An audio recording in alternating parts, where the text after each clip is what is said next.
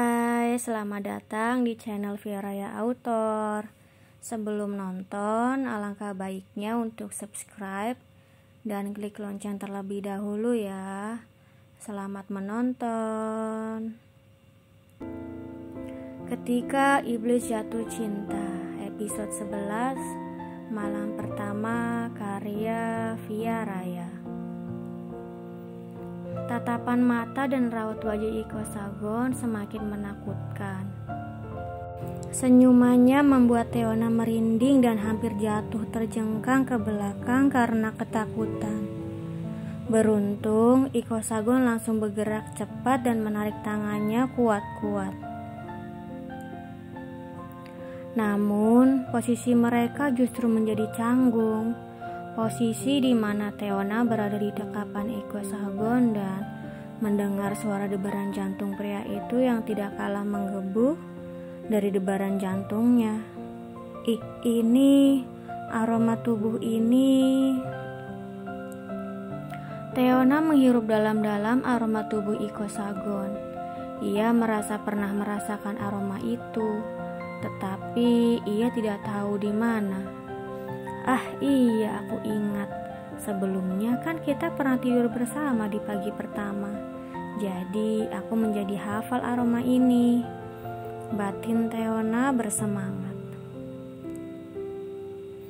Ia sama sekali tidak sadar bahwa aroma itu adalah aroma pria yang pernah menodainya.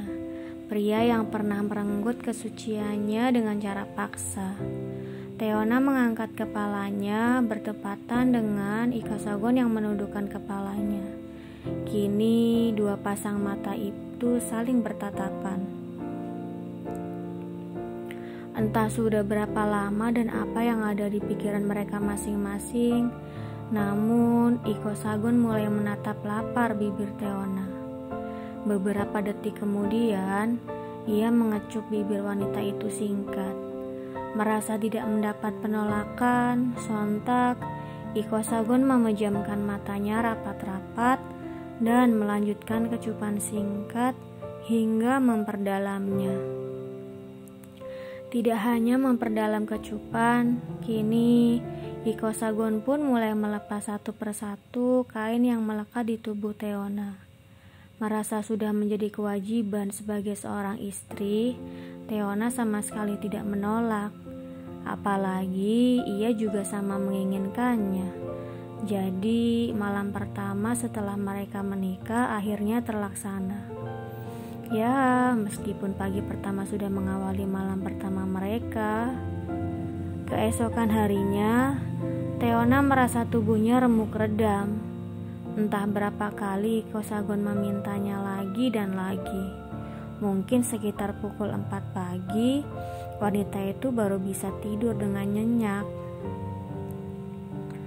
Saat ini Teona membuka matanya perlahan sambil menutupinya menggunakan telapak tangannya.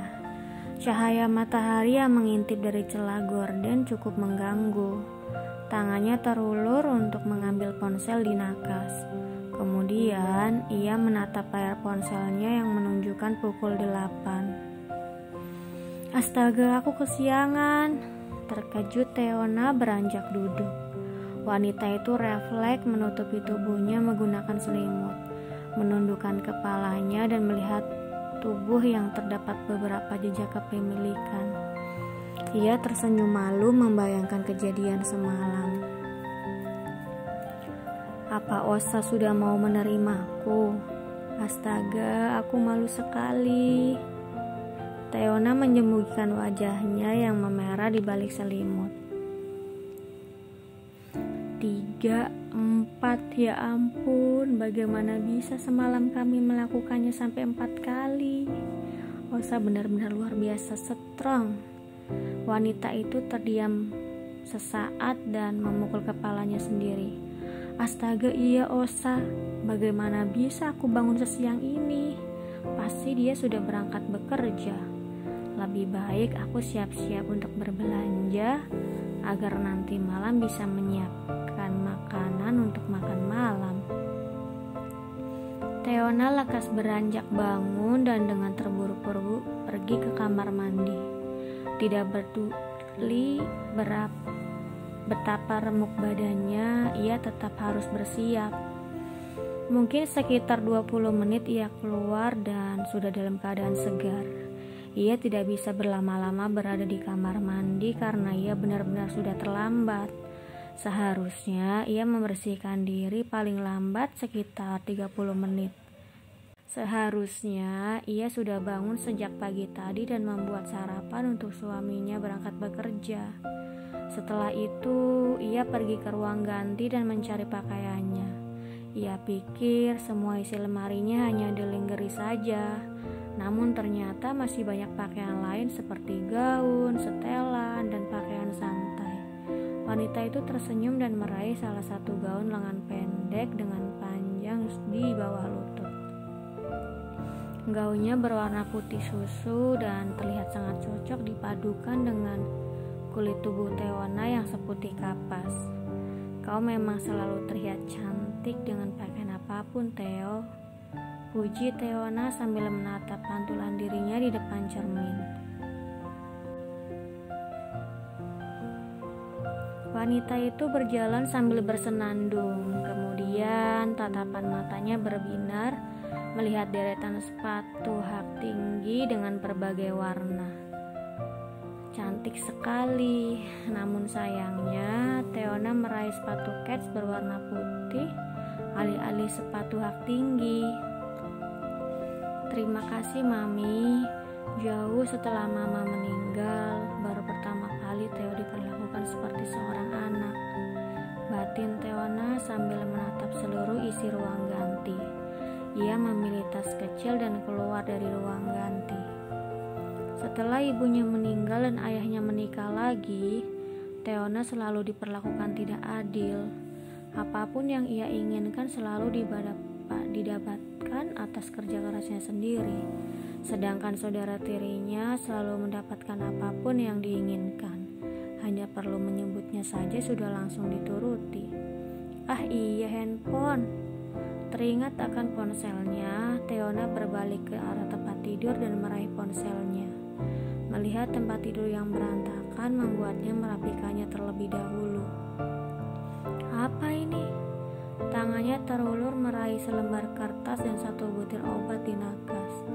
Jangan lupa minum obatnya. Itulah isi surat yang Iko Sagon tinggalkan. Wanita itu tahu betul obat yang Iko Sagon maksud. Meskipun semalam pria itu sudah mau tidur dengannya, tapi ternyata masih belum bisa menerimanya. Pria itu masih belum mau memiliki anak dengannya. Sambil menghempaskan tubuhnya ke atas ranjang, Teona menghela nafas berat. Ia meremas obat dan surat itu kuat-kuat. Sampai kapanpun aku tidak akan pernah meminum obat ini, ujar Teona penuh tekad. Ia melemparkan obat dan surat itu ke dalam tempat sampah. Tidak peduli seberapa keras Iko Sagon menolak memiliki anak dengannya, Teona bersikeras untuk memiliki anak. Sama seperti sebelumnya, ia membuang obat itu tanpa sepengetahuan Iko Sagon. Sebelumnya ia memang memasukkannya ke dalam mulut, tetapi setelah Iko Sagon masuk ke dalam kamar mandi, ia lekas membuangnya ke dalam tempat sampah.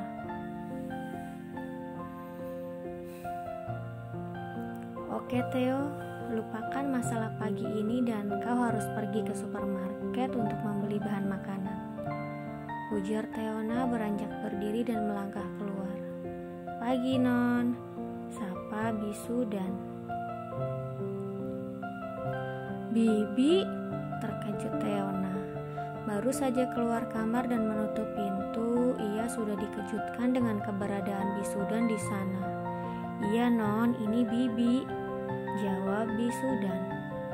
Bagaimana bisa? Tanya Teona tidak percaya. Nyonya Heksa dan Tuan Lak yang mengantar Bibi ke sini Non, jelas Bisudan. Mami sama Papi. Teona benar-benar terkejut dengan manik mata yang membola. Iya Non, Tadi pagi Bibi dipanggil Tuan dan Nyonya disuruh bersiap. Setelah itu Bibi diantar ke rumah Nyonya Heksa dan Tuan Lak. Terus Bibi diantar ke sini untuk membantu Non Theo. Jelas bisudan. Jadi Mami sama Papi yang minta Bibi buat bantu Theo di sini? Tanya Theona memastikan. Betul Non, jawab bisudan mengangguk mantap. Manik mata Theona berkaca-kaca. Ia benar-benar terharu dengan semua kebaikan ayah dan ibu mertuanya. Tidak hanya memperlakukannya seperti anak sendiri, membelikan pakaian, tas, dan sepatu, mereka juga mengirim bisudan untuk membantunya mengurus rumah. Non Theo kenapa menangis? Tanya bisudan khawatir.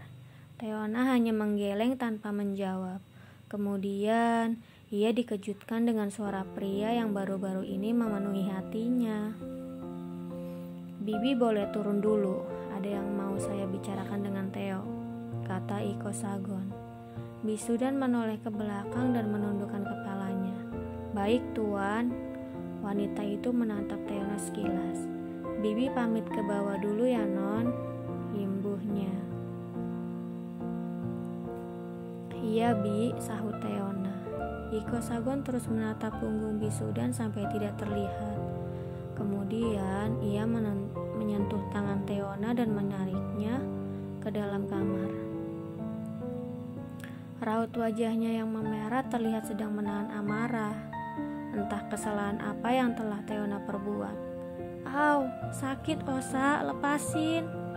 Pekik Theona sambil berusaha melepaskan tangan Iko Sagon.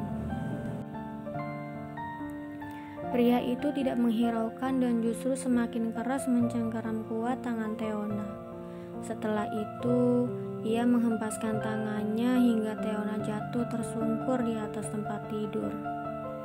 Apa yang kau lakukan, Osa? Tanya Theona heran. Ia mengusap pergelangan tangannya yang terasa sakit. Bersambung.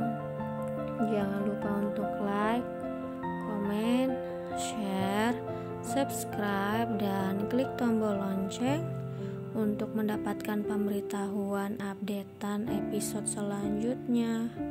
Terima kasih.